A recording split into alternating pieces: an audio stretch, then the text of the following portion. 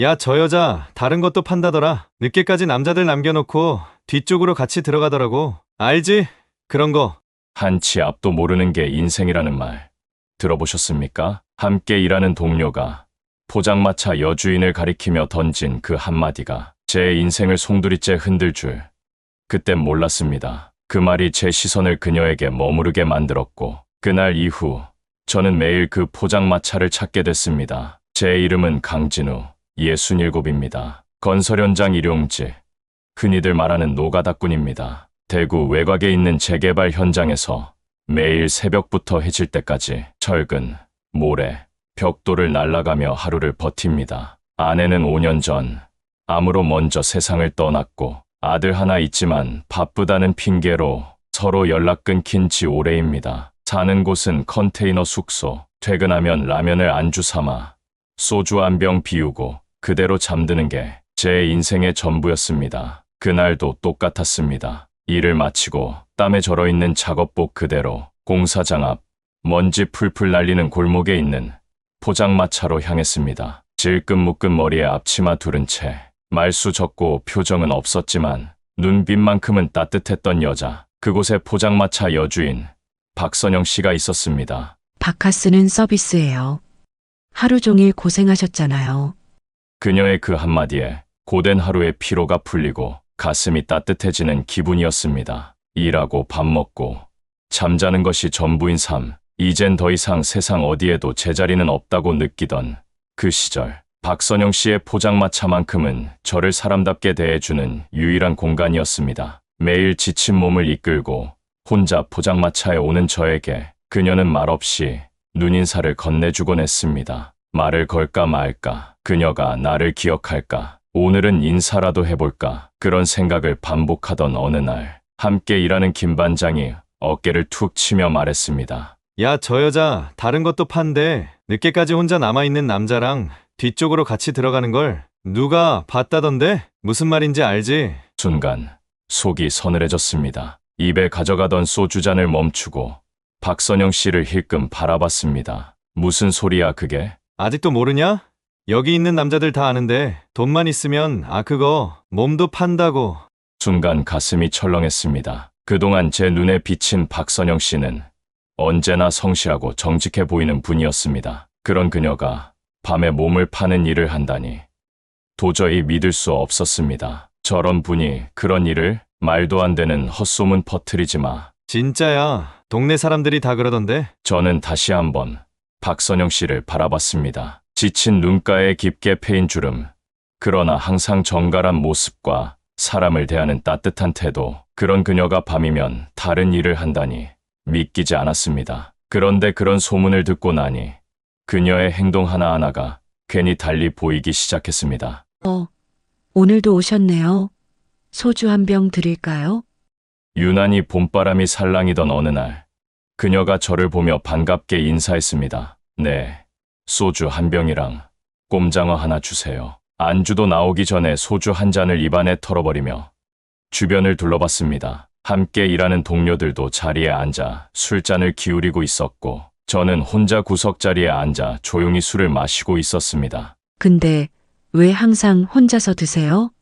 가끔은 같이 일하는 분들과도 어울리는 게 어때요? 구수한 꼼장어 한 접시를 놓아주며 그녀가 말했습니다. 혼자가 편해서요. 사람들 많은 곳은 어색해요. 그렇군요. 각자 사정이 있으니까요. 그녀의 눈에서 무언가 깊은 슬픔을 느꼈지만 곧 다른 손님을 맞이하러 바쁘게 움직이기 시작했습니다. 포장마차에 손님이 다 빠져나간 늦은 밤, 그녀와 단둘이 남은 그 자리에서 저는 조심스럽게 말했습니다. 저기, 장사 끝나셨으면 오늘은 같이 한잔 하시는 거 어떠세요? 제 말에 그녀는 잠시 멈칫하더니 고개를 살짝 갸웃하며 말했습니다. 혼자 마시는 것보다 덜 쓸지도 모르겠네요. 그녀는 종이컵 2개를 꺼내 조심스레 제 옆에 앉았습니다. 그렇게 우리는 처음으로 단둘이 술잔을 기울이게 되었습니다. 이런 시간엔 아무도 안 오거든요. 혼자 정리하면서 마시는 술이 제일 쓰더라고요. 저는 말없이 고개를 끄덕였습니다. 혹시 성함이 어떻게 되세요? 매일 오시는데 이름도 모르고 있었네요. 강진우라고 합니다. 67살이고요. 아, 진우 씨라고 불러도 될까요? 저는 박선영이에요. 65살이고요. 서로 자연스럽게 인사를 나누니 더 편안한 분위기가 되었습니다. 진우 씨는 참 조용하세요. 몇 번을 오셔도 늘 말 한마디 안 하시고, 그래도 저는 오실 때마다 반가웠어요. 저도 그랬습니다. 왜 매일 혼자 오냐고 묻지 않으셔서 고마웠습니다. 그녀는 조금 놀란 듯 미소를 지었습니다. 말씀 잘하시네요.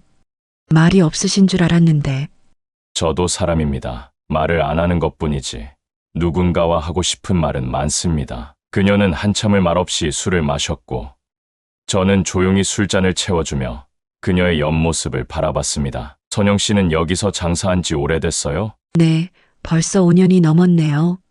처음엔 잠깐 하다 그만둘 생각이었는데, 어느새 이렇게 됐네요. 실례지만 혹시 남편분은요? 늦은 시간까지 항상 혼자서만 일하시는 것 같아서요. 말없이 고개를 숙인 채 한동안 말이 없던 그녀가 소주잔을 비우며 덤덤하게 얘기했습니다. 오래전에 갈라섰어요.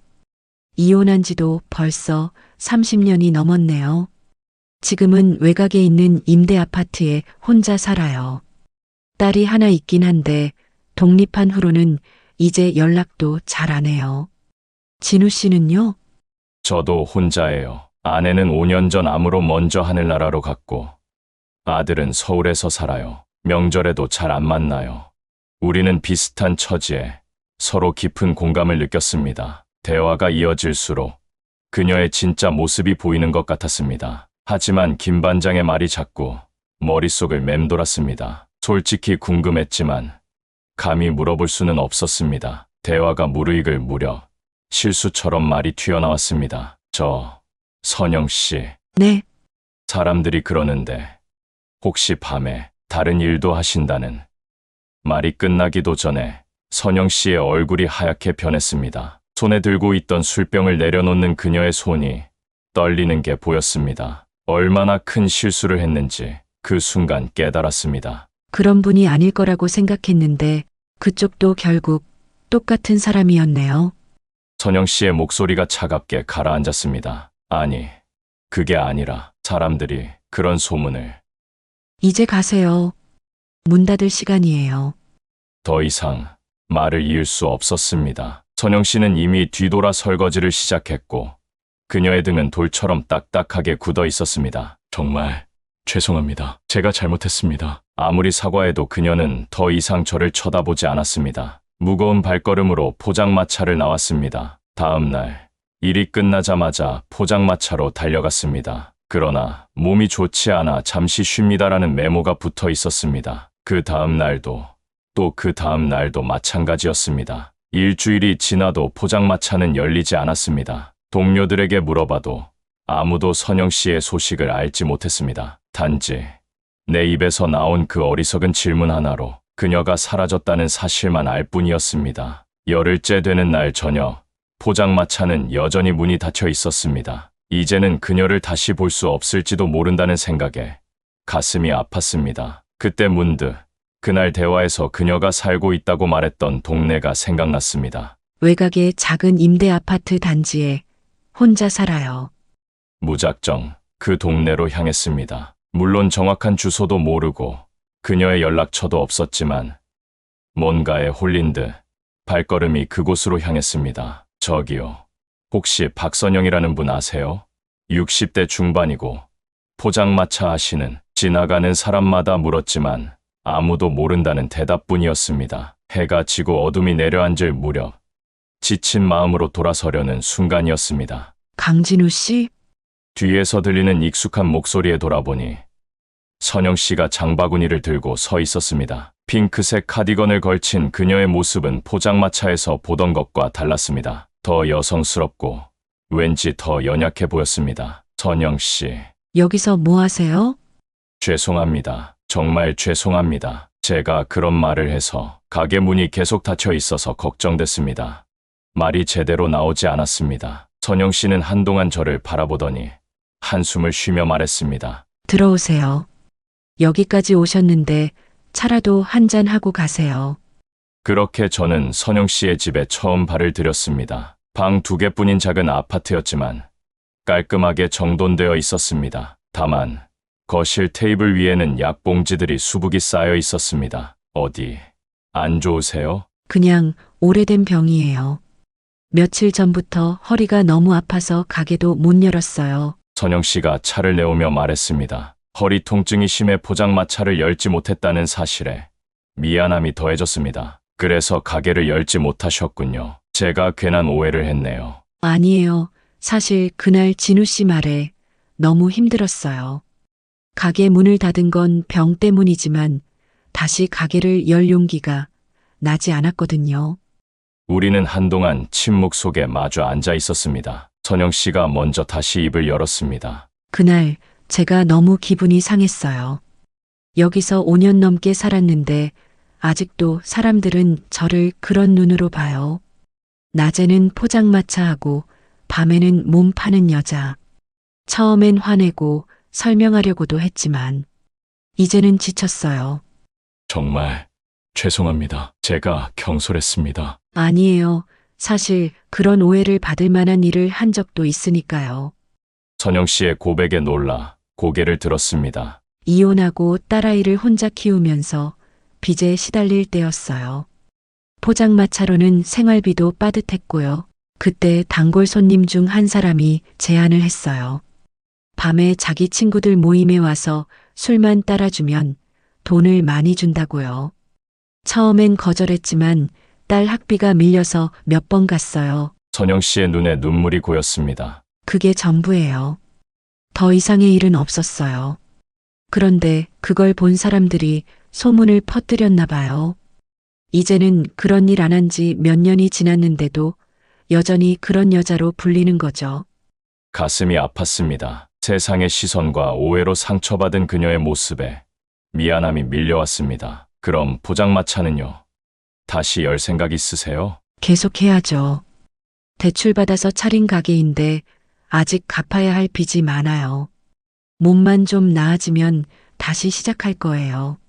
선영 씨는 씁쓸하게 웃었습니다. 혹시 그 약은 다 뭐예요? 전 남편한테 맞아서 생긴 후유증이에요. 척추가 안 좋아요. 가끔 심하게 아프면 움직이기도 힘들어요. 그리고 우울증 약도 있고요. 그녀의 말에 가슴이 무너져 내렸습니다. 어쩌면 그녀는 사랑과 이해가 가장 필요한 사람인데 세상은 그녀에게 더 큰 상처만 주고 있었습니다. 제가 도울 일은 없을까요? 아니에요. 이제 그냥 혼자 조용히 살려고요. 말끝을 흐리는 선영 씨의 눈에서 외로움이 느껴졌습니다. 문득 제 모습과 너무 닮아 있다는 생각이 들었습니다. 실례지만 혹시 내일 병원에 같이 가도 될까요? 진료받으시는 거 도와드리고 싶어서요. 선영 씨는 잠시 놀란 표정을 지었다가 이내 고개를 끄덕였습니다. 고맙습니다. 진우 씨. 근데 저한테 왜 이렇게 잘해주시려는 거예요? 그 질문에 저도 명확한 답을 알지 못했습니다. 단지 그녀의 슬픔이 마치 제 것처럼 느껴졌고 그 아픔을 조금이라도 덜어주고 싶었을 뿐이었습니다. 그냥 제가 해드릴 수 있는 일이라서요. 그렇게 말하며 미소 지었습니다. 선영 씨의 눈빛이 오랜만에 따뜻해지는 것 같았습니다. 그럼 내일 아침 9시에 여기서 만날까요? 네, 꼭 올게요. 그날 밤 숙소로 돌아가는 길은 왠지 별들이 더 밝게 빛나는 것 같았습니다. 다음 날 아침 약속한 시간보다 30분 일찍 선영 씨의 아파트 앞에 도착했습니다. 손에는 작은 과일 바구니를 들고 있었습니다. 어제 선영 씨의 집에서 과일이 하나도 없는 것을 보고 급하게 마트에 들러 사온 것이었습니다. 약속 시간이 되자 선영 씨가 나왔습니다. 가볍게 화장을 한 그녀의 모습은 포장마차에서 보던 것보다 훨씬 단정해 보였습니다. 벌써 오셨네요. 오래 기다리셨어요? 아니요, 방금 왔어요. 그리고 이건 작은 선물입니다. 과일 바구니를 건네자 선영 씨는 놀란 표정을 지었습니다. 이런 거 안 사오셔도 되는데. 영양제 드시는 것보다 생과일이 더 좋을 것 같아서요. 선영 씨는 잠시 망설이더니 바구니를 받았습니다. 그녀의 눈가가 살짝 붉어졌습니다. 고맙습니다. 오랜만에 받아보는 선물이네요. 택시를 타고 병원으로 향했습니다. 병원은 대구 시내에 있는 종합병원이었습니다. 진료를 기다리는 동안 선영 씨는 제게 조금씩 자신의 이야기를 들려주었습니다. 20대 초반에 결혼했어요. 남편은 겉으로는 멀쩡해 보였지만 집에서는 완전히 달랐어요. 술만 마시면 벨트를 풀고 몇 시간 동안 때렸어요. 10년 넘게 참았어요. 딸아이 때문에요. 그런데 어떻게 벗어나셨어요? 어느 날 제가 병원에 실려갔어요. 남편이 술에 취해서 저를 계단에서 밀어버린 거예요. 그때 의사 선생님이 경찰에 신고해 주셨고 상담사분이 이혼을 도와주셨어요. 그렇게 겨우 빠져나왔죠. 정말 힘드셨겠네요. 그래도 딸이라도 지킬 수 있어서 다행이었어요. 딸 하나만 보고 살았거든요. 어려움 겪으면서도 대학까지 보냈는데 선영 씨의 목소리가 떨렸습니다. 지금은 왜 연락을 안 하세요? 남자친구가 생겼는데 그 친구가 저를 별로 안 좋아해요. 엄마가 그런 일 했다는 소문도 들었나 봐요. 점점 연락이 뜸해지더니 이제는 명절에도 오지 않아요. 딸에 대한 이야기를 하는 선영 씨의 눈에 깊은 슬픔이 어렸습니다. 제 아들 생각이 났습니다. 아내가 하늘로 먼저 떠난 후 저도 아들과 점점 멀어졌습니다. 우리는 너무 닮아 있었습니다. 진료실에 들어가서 선영 씨가 진찰받는 동안 옆에서 기다렸습니다. 의사는 척추 디스크가 심하게 진행되었다며 수술을 고려해봐야 한다고 했습니다. 그 말을 듣자 선영 씨의 얼굴이 하얗게 변했습니다. 수술비가 얼마나 들까요? 의사가 말한 금액을 듣고 선영 씨는 그저 고개만 끄덕였습니다. 하지만 병원을 나오는 그녀의 표정에서 절망이 보였습니다. 괜찮으세요? 네, 지금은 수술할 형편이 안 되네요. 좀 더 약으로 버텨봐야겠어요. 선영 씨의 말에 마음이 아팠습니다. 갑자기 제 통장에 있는 얼마 안 되는 돈이 생각났습니다. 혹시 도움이 될까 싶었습니다. 하지만 그런 제안을 했다가 선영 씨의 자존심을 상하게 할까봐 말을 꺼내지 못했습니다. 대신 제가 할 수 있는 다른 일을 생각했습니다. 오늘 저녁에 제가 밥 한 끼 해드릴까요? 요리는 잘 못하지만 김치찌개는 자신 있어요. 선영 씨는 잠시 놀란 표정을 짓다가 웃음을 지었습니다. 정말요? 67세 남자분이 요리를 하신다고요? 아내가 아프고 나서 배운 거예요. 누구든 배우면 할 수 있더라고요. 그럼 감사히 먹을게요. 대신 제가 반찬 좀 준비할게요. 그렇게 우리는 함께 시장에 가서 장을 봤습니다. 두 사람이 함께 장을 보는 것이 이렇게 즐거운 일인지 몰랐습니다. 선영 씨는 물건을 고르는 눈이 까다로웠고 저는 그런 그녀를 보며 웃음이 나왔습니다. 뭐가 그렇게 웃기세요? 아내가 생각나서요. 선영 씨처럼 꼼꼼하게 장을 봤었거든요. 선영 씨는 잠시 멈춰 서서 저를 바라봤습니다. 많이 사랑하셨나 봐요, 아내분을. 네. 그런데 살아있을 때 잘 표현하지 못했어요. 지금 생각하면 너무 후회돼요. 저도 비슷해요. 딸한테 더 잘해줄 걸 하는 후회가 매일 밤 찾아와요. 우리는 서로의 아픔을 이해하는 눈빛을 주고받았습니다. 선영 씨의 집에 돌아와 저는 약속대로 김치찌개를 끓였습니다. 오랜만에 누군가를 위해 음식을 만드는 기분이 좋았습니다. 선영 씨는 제가 가져온 재료로 몇 가지 밑반찬을 준비했습니다. 와, 진짜 맛있네요. 어디서 이렇게 요리를 배우셨어요? 선영 씨가 김치찌개를 한 숟가락 먹고 감탄했습니다. 요리 유튜브요. 요즘은 유튜브에 안 나오는 게 없더라고요. 진우 씨, 정말 대단하세요. 저도 김치찌개는 이렇게 맛있게 못 끓여요. 선영 씨의 칭찬에 얼굴이 뜨거워졌습니다. 누군가와 마주 앉아 밥을 먹는 그 순간은 오랜만에 느끼는 행복이었습니다. 밥을 먹고 난 후 설거지를 하면서도 우리는 계속 이야기를 나눴습니다. 진우 씨, 앞으로 어떻게 지내실 거예요? 계속 공사장 일을 하실 건가요? 몸이 따라주는 한 일은 해야죠. 다른 기술도 없고요. 아니, 그게 아니라 은퇴 계획 같은 건 없으세요? 이제 쉬어야 할 나이 아닌가요?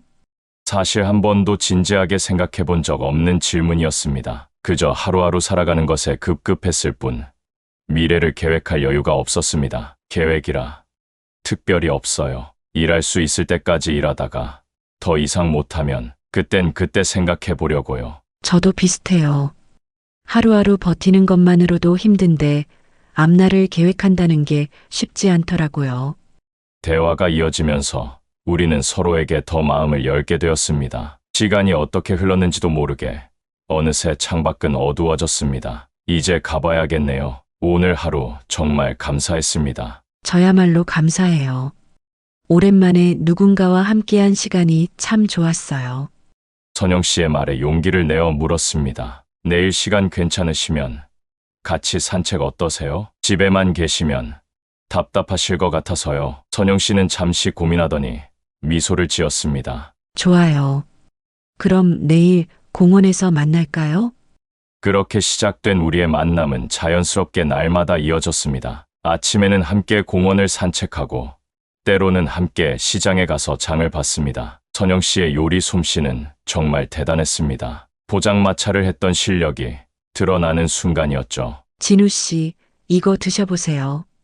제가 특별히 만든 양념게장이에요. 와, 이건 정말 식당보다 맛있네요. 정말요? 과찬이세요. 아니에요.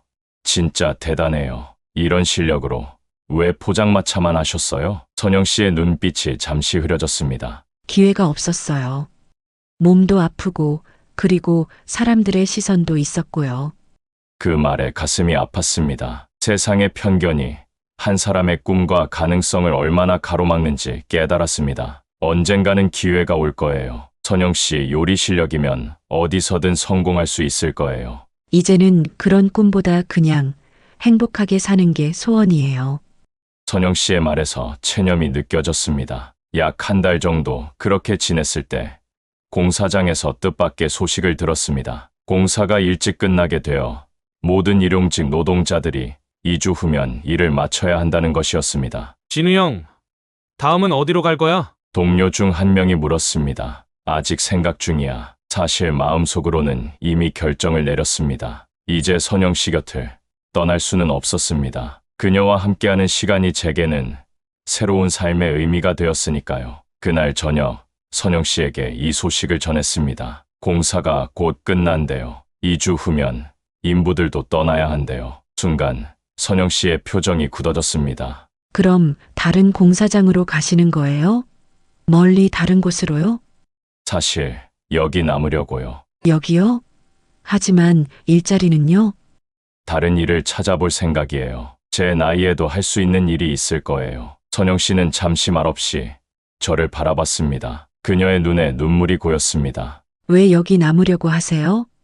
용기를 내어 진심을 말했습니다. 그건 선영 씨가 있으니까요. 그 말에 선영 씨의 눈에서 눈물이 흘렀습니다. 저도 모르게 그녀의 손을 잡았습니다. 따뜻했습니다. 저 이런 말 처음 해봐요. 나이 60 넘어서 이런 감정을 느낄 줄 몰랐어요. 하지만 선영 씨를 만나고 제 인생에 다시 봄이 온 것 같아요. 선영 씨는 고개를 숙이고 흐느꼈습니다. 저도 진우 씨가 곁에 있어 주셔서 너무 행복해요. 하지만 걱정돼요. 사람들이 또 저를 어떻게 볼지.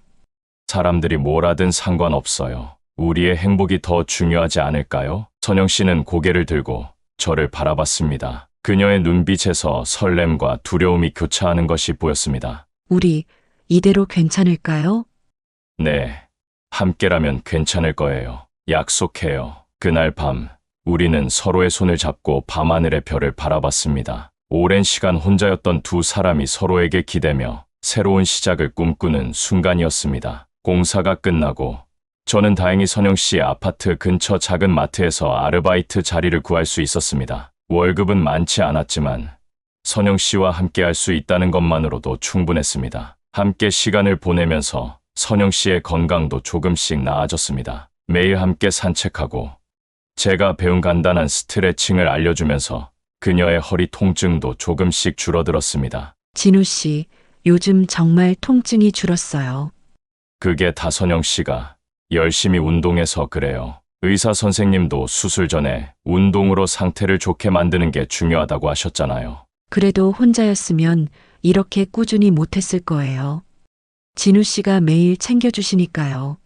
선영 씨의 말에 가슴이 따뜻해졌습니다. 누군가에게 필요한 사람이 된다는 건 이런 느낌이구나 싶었습니다. 그렇게 몇 개월이 지났을 때 저는 중대한 결정을 내렸습니다. 선영 씨에게 제 마음을 정식으로 고백하기로 한 것입니다. 비록 우리가 조금 늦게 만났지만 남은 인생을 함께하고 싶었습니다. 그날 저녁 강변공원에서 함께 산책하며 용기를 내어 말했습니다. 선영 씨, 우리 앞으로 남은 인생 함께해요. 제가 많이 부족하지만 선영 씨를 행복하게 해드리고 싶어요. 선영 씨는 놀란 표정으로 저를 바라봤습니다. 진우 씨, 정말이요?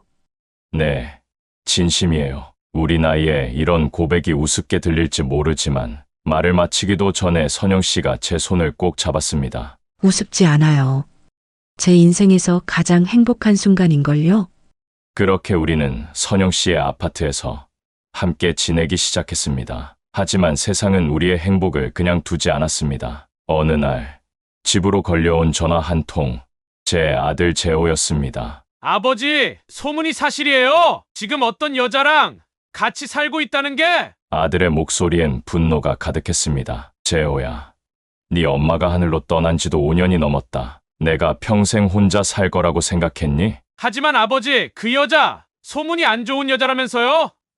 이웃 어르신한테 다 들었어요. 그러고도 엄마 무덤 앞에서 얼굴 들 수 있겠어요? 그 말에 화가 치밀었습니다. 선영 씨는 정말 좋은 사람이야. 소문은 그저 소문일 뿐이야. 너도 만나보면 알 거다. 만날 생각 없어요.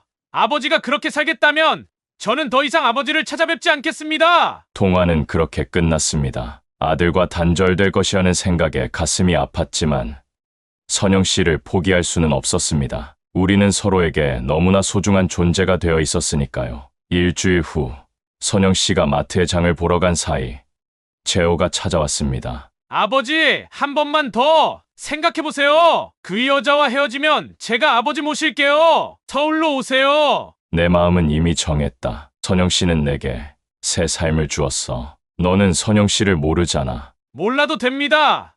사람들이 다 그렇다는데 뭘 더 알아야 하죠? 몸 파는 여자랑 어떡해요? 입 다물어. 알지도 못하면서 함부로 말하지 마. 제 목소리가 높아졌습니다. 재호는 놀란 표정으로 저를 바라봤습니다. 정말 그 여자가 엄마보다 중요해요? 선영 씨와 엄마를 비교하지 마라. 둘 다 내게 소중한 사람이야. 선택하세요. 그 여자예요? 저예요? 재호가 단호한 표정으로 물었습니다. 재호야, 왜 꼭 선택을 강요하니? 둘 다 내 가족이 될 수 있잖아. 불가능합니다. 전 그런 여자를 가족으로 받아들일 수 없어요. 엄마에 대한 배신이라고요. 가슴이 찢어질 듯 아팠지만 결국 저는 말했습니다. 그럼 네 선택을 존중하마. 하지만 내 선택도 존중해줬으면 좋겠구나. 그래요? 이제 끝입니다. 아버지와 저는 더 이상 부자가 아닙니다. 재호는 차갑게 말하고는 돌아섰습니다. 현관문이 쾅하고 닫히는 소리와 함께 제 가슴에도 무언가 닫히는 느낌이 들었습니다. 그날 저녁 선영 씨에게 모든 일을 털어놓았습니다. 진우 씨, 저 때문에 아들과 선영 씨의 눈에 눈물이 고였습니다. 아니에요. 이건 제 선택이니까요. 언젠가 재호도 이해할 거예요. 그날 밤 우리는 오랫동안 말없이 서로를 안고 있었습니다. 말로는 표현할 수 없는 아픔과 사랑이 뒤섞인 시간이었습니다. 그 후로도 주변의 시선은 따가웠습니다. 제가 마트에서 아르바이트를 할 때도 사람들이 수군거렸고 동네 어르신들은 노골적으로 저희가 지나갈 때마다 불편한 표정을 지었습니다. 선영 씨도 장을 보러 갈 때마다 사람들의 시선을 의식해 점점 집에만 머물렀습니다. 진우 씨, 때로는 모든 걸 포기하고 싶을 때가 있어요. 이런 시선을 감당하기 힘들어요. 저도 마찬가지예요. 하지만 선영 씨가 있으니까 견딜 수 있어요. 우리가 행복하다면 그걸로 충분하지 않을까요? 그렇게 6개월이 지났을 때 재호에게서 결혼 청첩장이 왔습니다. 봉투에는 제 이름만 적혀 있었고 선영 씨는 초대받지 못했습니다. 가세요. 아들 결혼식인데. 꼭 가셔야죠. 선영 씨가 말했지만 저는 고개를 저었습니다. 선영 씨와 함께 갈 수 없다면 저도 가지 않겠습니다. 아들의 결혼식 날 우리는 집에 있었습니다. 아버지로서 축복해주지 못한다는 생각에 가슴이 아팠습니다. 하지만 선영 씨의 손을 잡고 있자니 이것이 제가 내린 선택이라는 것을 다시 한번 깨달았습니다. 그날 이후로 우리는 결심했습니다. 이곳을 떠나 새로운 곳에서 시작하기로 한 것입니다. 진우 씨, 우리 강원도 바닷가 마을로 가요. 제가 젊을 때 한번 가봤는데 정말 아름다운 곳이었어요. 거기서 작은 집이라도 구해서 살아요. 선영 씨의 제안에 저는 기꺼이 동의했습니다. 제 퇴직금과 선영 씨가 모아둔 돈을 합쳐 작은 집을 구할 수 있었습니다. 바다가 보이는 작은 마을, 낯선 사람들 속에서 우리는 새 출발을 했습니다. 이사한 지 6개월, 우리는 작은 텃밭을 가꾸고 매일 바다를 산책하며 평화롭게 지냈습니다. 선영 씨의 건강도 많이 좋아졌습니다. 무엇보다 아무도 우리의 과거를 모르는 곳에서 우리는 그저 평범한 노부부로 살 수 있었습니다. 진우 씨, 후회 안 하세요? 저 때문에 아들과도 멀어지고.